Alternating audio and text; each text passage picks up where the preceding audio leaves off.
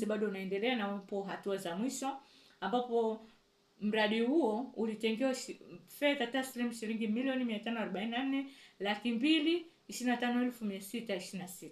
Lakini mradi ule tumeona upo hatua ya mwisho kuweza kumalizika, na ni shule makini sana, lakini majengo yake ni majengo mazuri na yanavutia watoto kusoma. Na maabara 3, ambapo maabara hizo zimetengwa. Kuna maabara ya fizikia, maabara ya chemistry, pamoja na maabara ya biology.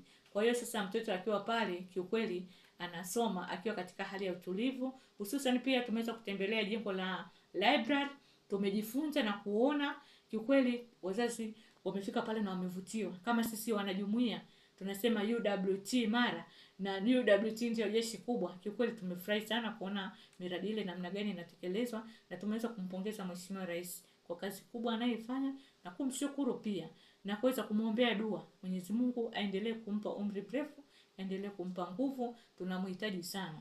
Lakini pia tunampongeza sana Mheshimiwa Ashatu Kijaji ambaye ndiye mbunge wetu wa jimbo la Kondoa DC.